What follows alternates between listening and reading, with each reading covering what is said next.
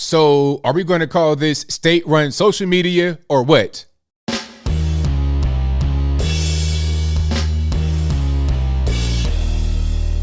How's everybody doing? My name is Anthony Brian Logan, and today we got to talk about White House Press Secretary Jen Psaki going on television and essentially admitting that the White House are working with Facebook to censor certain posts and people that spread quote-unquote misinformation about the bug and the juice.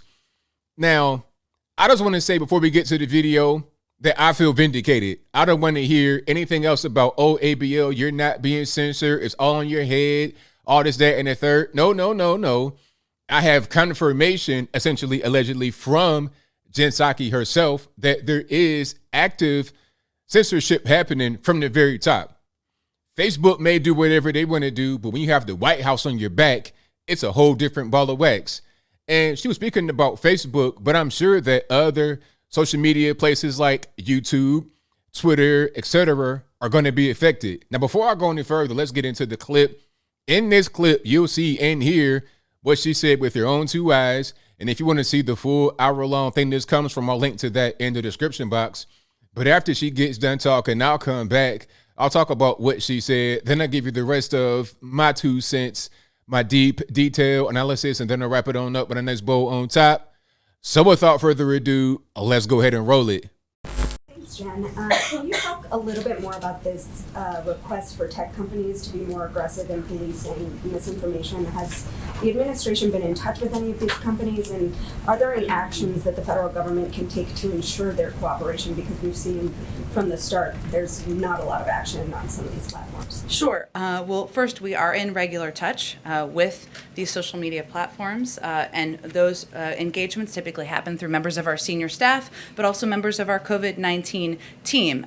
Given, as Dr. Murthy conveyed, this is a big issue of misinformation, specifically on the pandemic. In terms of actions, Alex, that we have taken, or we're working to take, I should say, from the federal government, we've increased disinformation research and tracking within the Surgeon General's office. We're flagging problematic posts for Facebook that spread disinformation. We're working with doctors and medical professionals to connect to connected medical experts who are popular with their audiences with accurate information and boost trusted content. So we're helping get trusted content out there. We also created the COVID Community Corps to get factual information into the hands of local messengers. And we're also investing, as you all have seen, in the president's, the vice president's, and Dr. Fauci's time in meeting with influencers who also have large reaches to a lot of these target audiences who can spread and share accurate information. You saw an example of that yesterday. I believe that video will be out tomorrow. I think that was your question, Steve, yesterday. I did a full follow-up there. There are also proposed changes that we have made to social media platforms, including Facebook.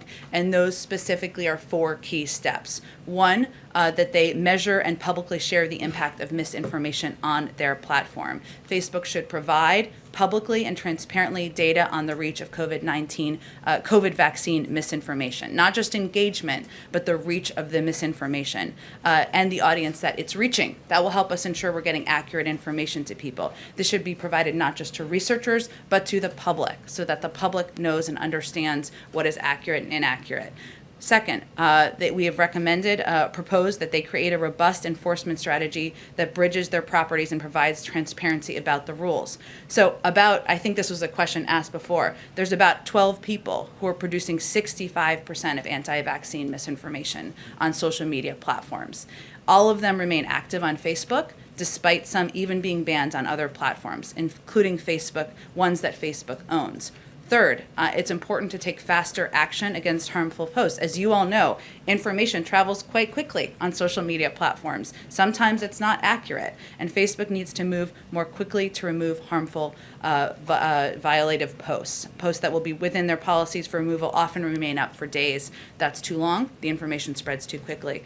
Finally, we have proposed they promote quality information sources in their feed algorithm. Facebook has repeatedly shown that they have the leverage to promote quality information. We've seen them effectively do this in their algorithm over low quality information, and they've chosen not to use it in this case, and that's certainly an area that would have an impact. So these are certainly the proposals.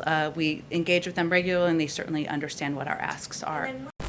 All right, so you heard that, you saw that. Now, this is crazy. When I first saw that, I couldn't believe my eyes. And you guys may or may not know me, but I'm kind of hard to surprise. I done seen so much in my life, done so much in my life. It's kind of hard to surprise me.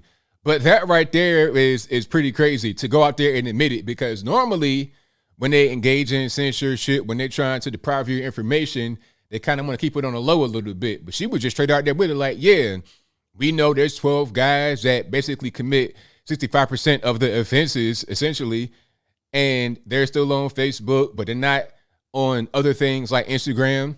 So, okay, you have a list. So my question to you is, okay, who's on the list? Because I guess you would say, mid-level influencer on YouTube. I'm not really a big Facebook guy, but I know some big Facebook guys, and I know some big Facebook guys that have been affected by censorship. As a matter of fact, I had an article about the virus and or the vaccine last year. The article came out, it went viral on Facebook. It was everywhere. Ever since then, it killed my page.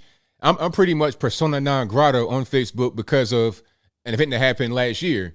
Now, is that because of Facebook.com and their employees specifically having the policy against my content, against my website, or is it coming straight from the top?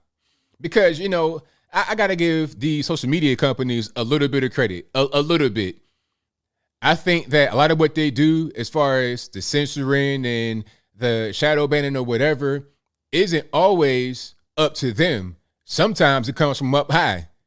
I mean, what are you going to do? You got Joe Biden on your back. You got these alphabet letter outfits on your back saying, hey, you know what? That post right there about the virus, nah, we don't want that.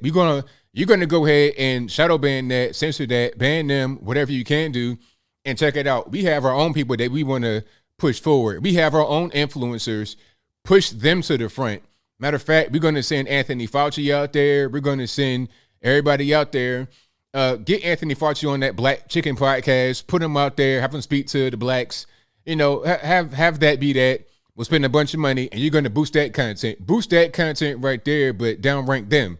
Now, if the White House is openly admitting this, then first of all, that gives Trump a lot of credence to his lawsuit, because remember, the whole thing was it's the government colluding with social media companies to attack conservative ideas, to attack conservative people, and now it's to attack quote unquote medical misinformation.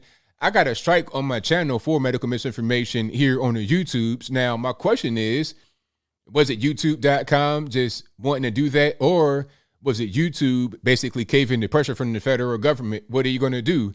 You're an American company, you're paying taxes, and they say, hey, you got to do that. What other choice do you have? And right when I got my strike, a bunch of other guys got strikes at that same time. So was it kind of all in one fell swoop? It's like, all right, check it out.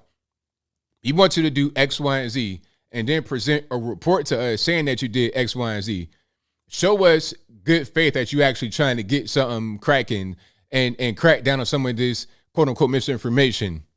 Is that what happened? That was kind of my thought process right when it went down, because they didn't respond to it. I reached out to them on Twitter. They gave me a nonsense argument and still didn't officially respond to it within. So I'm like, all right, maybe there's something else going on. Now, this is just my opinion, my thoughts, my viewpoint. It's how I feel.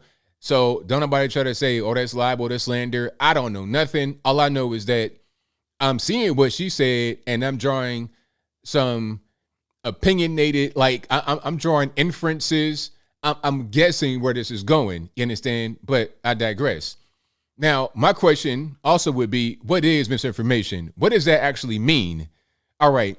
If you have one doctor and they say a thing about the bug in the juice, and then a different one says something different, which one is right and which one is wrong? Who's right? Who's wrong? So if the White House has an opinion and their doctors say that's the correct thing to do, are we going to side with that and not others that say something different?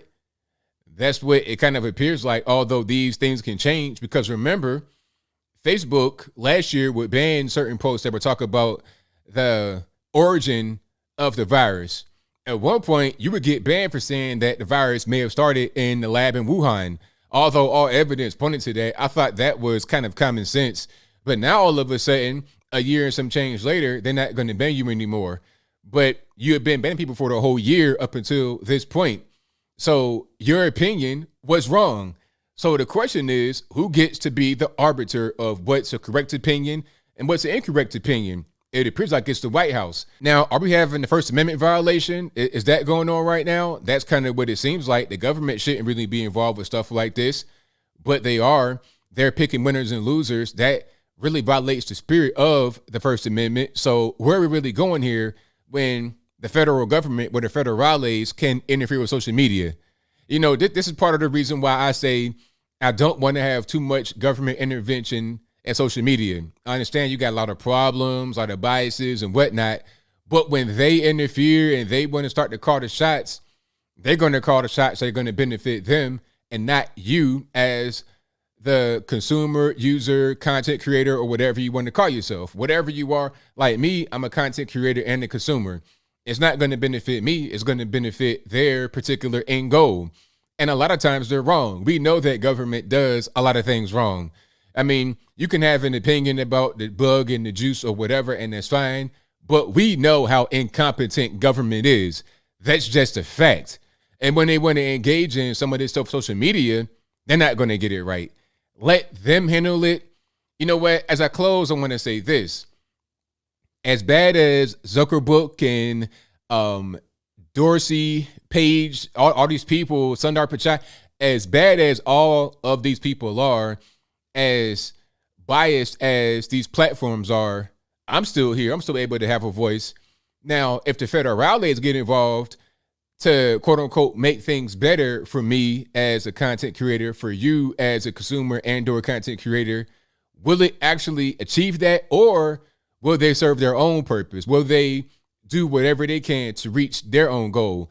Not really. It's not even about us. See, a lot of these big government people, they don't really serve us. They're quote unquote constituents. We're just peons. We're peasants. They want to have their own end game met. That appears to be what's going on right now. And if that's the case, they are most likely the biggest culprit of social media censorship. But I think I'll leave that right there for now. And what said you? How do you feel about what Jen Psaki said? Is it an obvious, blatant thing that they're doing right here, engaging social media companies to fulfill their narrative? If that's your viewpoint, let me know why in the comments below. Or are they doing the right thing by the American people? Because the government are always right, never wrong. They never say anything that's incorrect, even though they said that, the virus didn't start in the lab. And then here they come a year later saying, yeah, it did start in the lab. Oops, our bad. Sorry about that. Sorry for the year-long lie that we put out there, or the year-long mistake. People get things wrong. That's just the nature of humanity. The best way to go about this whole thing is to allow information to be out there. Allow it to be out there. You can have your information out there as a quote unquote reputable source, but how about I have mine out there as well? At a certain point, a source that is reputable was not so reputable.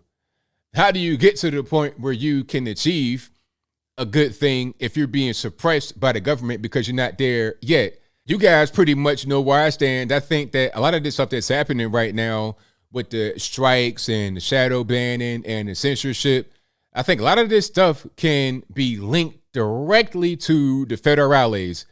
That's my humble opinion. And I kind of had that suspicion.